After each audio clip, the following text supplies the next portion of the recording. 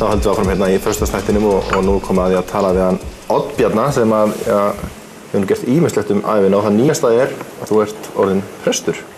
Já, sem sagt það búið að veita mér embætti og svo bara eftir að vígja mig og gera mig endanlega presti. Já, svo förum við aðeins í söguna. Það sáum fyrirsagnir í blaðana. Það var allavega sko 2, jafnvel 3 blöð sem að sögðu ljótur hálfviti orðinn prestur. Já. Og þetta krefst pínu útskýringar fyrir allavega einhverja. Já, líklega. Þó að sumum finnst ábyggilega mjög eðlilegt að þau lesa þetta ábyggilega og hugsa hálfviti prestur. Hvað annað er nýtt. Sko þetta var náttúrulega alveg vitað, ég var alveg viðbúinn þessu frá því að ég byrjaði í námi að þegar ég fengi atvinnu þá kæmi þessi brandari og það þyrfti bara svona leyfa honum bara að koma. Var hann fyndinn þegar hann kom? Nei. Þessi? Já. Hann er alveg á leveli við þegar að fólk kemur og segir þú ert nú ljót. Já. Þú veist, maður er alveg, maður bara brosir og tekur þátt. Þarna er verið að vitna í hljómsveitina Ljótu hálfvitarnir sem að þú ert í. Já, ég er sem sagt einn af 9 meðlimum í hljómsveitinni Ljótu hálfvitarnir og þar á leiðandi er sem sagt ljótur hálfviti orðinn að presti. Ég Þið náttúrulega bjóða svolítið upp á þetta sjálfur, eða ekki? Við hreinlega biðjum þetta. Það er bara þannig. Þannig að við getum ekki kvartað. Og það er einhver geðhreinsun í því fyrir fólk og það er bara fallegt að geta hringt í mann og maður svarar, já, halló, Oddur Bjarni. Já, hérna, er þetta hálfviti sem ég er að tala við? Og það er bara fallegt og maður segir, já, veistu, þetta er hálfviti, ég get ekki neita því og bara tökum við á það. Það væri nú líka bara gott að fleiri myndu svo sem viðkynna það, en það er nú líka. Já, einmitt. En það sem ég er pínu forvitin, oft þegar að fólk er annarkort í einhvers konar menningar, listum, hljómsveitum og tala nú ekki uppistandi eða gamanleik, þá er stundum erfitt að fara í annað hlutverk og ætla að taka sig alvarlega í öðru hlutverki, hvort sem það er prestur, stjórnmálamenn eða annar farvegur sem að fólk fer í. En öll eigum við samt okkar hliðar. Við getum einn daginn verið að láta eins og hálfvitar og hinn daginn höfum við samt alveg skoðun á samfélaginu. Heldur þetta muni hafa áhrif á starfið þitt að fólk eigi að hljómsveita lífið, já. Erfitt með að taka mig alvarlega? Örugglega. Ég vissum að það eru einhverjir sem eiga erfitt með það og svona allavega fyrirfram. En eftir að, nú er ég búinn að predika víða og ég er búinn að tala tvívegis yfir moldum. Þannig að sko, og eftir það hef ég engar áhyggjur af því. Ég var til dæmis mjög spenntur nú fyrir 2 eða 3 árum síðan.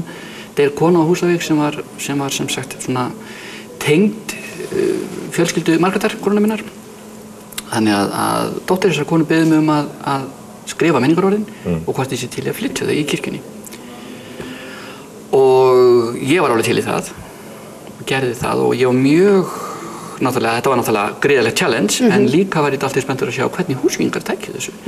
Vegna þess að þeir náttúrulega eru vanir því að sjá mig við allar aðrar mögulegur og ómögulegur aðstæður heldur en þessar. Með frekar að fá sér heldur en að bana? Já, með frekar að ég sé að hvetja til að sjá, kannski ekki að ég sé að fá mér Nei, nákvæmlega, en þetta var bara dásamlegt allt saman. Nú ætlum ég að koma smá hemma Gunntvist inn í þetta viðtal. Ég er spennt. Við erum með atriði úr stuttmynd sem við leggst í gamla daga. Já. Þú ert prestur. Og það er akkurat núna sem við tveir ætlum að leika þetta atriði. Já. Því að sko, það vandrarlega við þetta náttúrulega að ég er með þér í þessu atriði. Kannski getum við sýnt atriði á þess að ég virtist, ég veit það ekki. Nei, það er aldrei að gerast, Árni. Nei, það verður gaman að sjá þig með hár. Já, að kíkja á það og höldum áfram. Förum í nokkur kíló aftur í tíman. Og þá spyr ég þig, Viðar Skarphéðinsson, viltu ganga að eiga þessa konu sem stendur við hlið þér, elska hann og vanvirða, hjúkra í blíðu og stríðu, lofa að hata hana ekki þegar hún hefur týnt lyklunum á bílnum og þegar þú kemst að því að þú átt ekkert í sinn ykkar? Já. Og þú, Bjartey Jónsdóttir, viltu ganga að eiga þennan mann sem kjökra við hlið þér, elska hann á margvíslegan hátt og hafa gaman á honum, umbera síkvartandi móður hans þegar hún flyst inn til ykkar og stilla þau að hringja á skrifstofuna þegar hann er að vinna seint 8. kvöldi í röð? Já.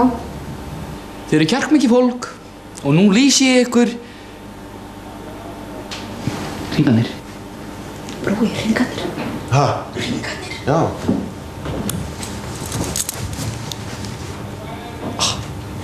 Ég vissi ég glemt einhverju. Getur ekki notast við þetta? Ég meina þetta á alveg svo vel við. Fáiði geturðu verið. Hvað séru? Fáiði geturðu verið. Þannig var það. Já, fyrir svo löngu síðan. Já. Þetta er ekki hinn almenna pressaræða sem að þú ferð með þessa dagana eða hvað? Ég er búinn að uppfæra þetta svolítið. Aðeins. Og þú veist, farið handjárn. Já. En þetta eru 20 ár síðan þetta var. Þetta er 1993. Þetta eru 20 ár síðan 1993? Síðan, þetta var 94 eða 93, nei, var ekki 94. Getur verið.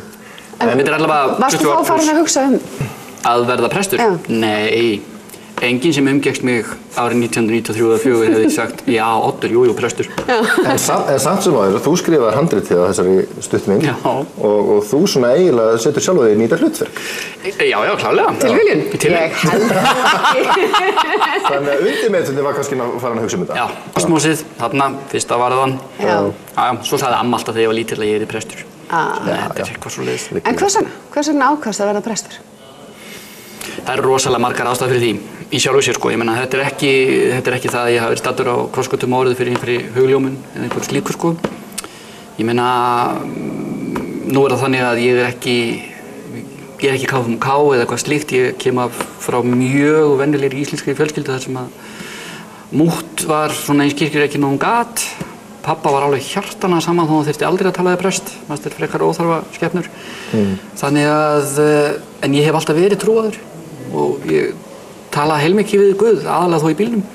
Og og svo bara, hvað maður að segja, á maður ekki bara að segja að maður vaxi í þroska og átti sjá einu og öðru eftir því sem að lífinu vindur fram. Og svo fannst mér líka að allt sem að ég er búinn að gera og þetta, þú veist, öll þessi vitleysa og allt þetta drama líka, náttúrulega, ég er búinn að vera í leikhúsinu í svo mörg ár. Að allt sem ég hef gert, skrifa, syngja, tala, koma fram, díla við fólk, stjórna fólki, hjálpa því. Mér finnst þetta bara einhvern veginn ótrúlega eðlileg trappa ofan á það að nýta þennan, sem sagt, það að ég er trúaður og nýta það yfir í prestarfið. Ég held að þetta nýtist, öllur eðlilega náttúrulega nýtist. Þetta er mjög stökkpallur þessi grunur, bæði fyrir borgarstjóra og presta. Já, nákvæmlega, það er sem er að gerast. Það er bara, ég menna, þú veist, þetta var bara flippa coin. Jóngnar, það var hinn rauður sem væri borgarstjóra. Ég fóði bara í guðfræðum.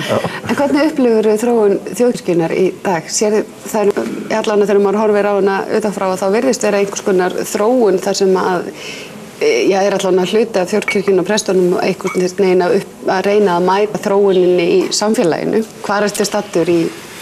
Já, ég meina, og bara Guð láti gott að vita, sko, þjóðkirkjan er náttúrulega, sko, algjörlega skitsóþýlitum til að öðrum þræði er þetta gríðarlega stórt bákn sem náttúrulega hefur yfir gríðarlegu mannafla ráða og þarf að standa skil á svo mörgu sem er miklu flóknar heldur en það nákvæmlega það sem að snýr að manni þegar maður er bara svona óbreytt út í bæ. En svo er það náttúrulega litla héraðskirkjan þín og heimakirkjan þín og presturinn þinn sem er þetta persónulega og þar geta hlutirnir náttúrulega snúist svolítið hraðar heldur en sko risastóra skipið sem að þjóðkirkjan er.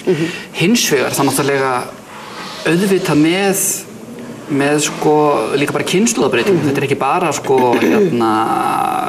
svona hugarfarsbreyting almennt í þjóðfélaginu, ekki bara það heldur það verður hún líka að koma fram með komandi kynslóðum. Og ég held að ég farið með þokkalega rétt mála sko á svona frá með svona fyrir 2-3 árum og næstu svona 5 árin þá eru nánast 20% af klerkum landsins að detta á eftirlaun. Sko. Hún er orðin svo gömul prestastéttin í það heila og þá verða mikil það eru að byrja þessi kynslóðaskipti sko. Þannig að verða ósjálfrátt þróun og breyting. Já.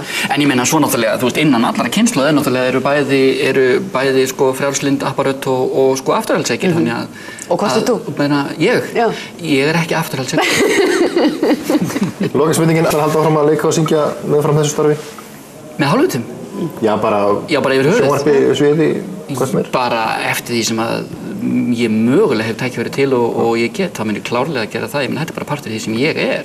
Ég ætla ekki að breyta persónu minni. Ég meina, ástæðan fyrir því ég er að vera prestur og ég er valinn sem prestur er það sem ég er. Og þá er alveg fráleitt að fara að breyta því. Nákvæmlega, amen segi ég nú bara. Herra, takk kærlega fyrir komin og gangið vel í þessu starfi. Sem og öllum öðrum. Og við höldum að fara með eftir smástund. Þá ætlum til dæmis að hitta vertana í Hofi og fleira.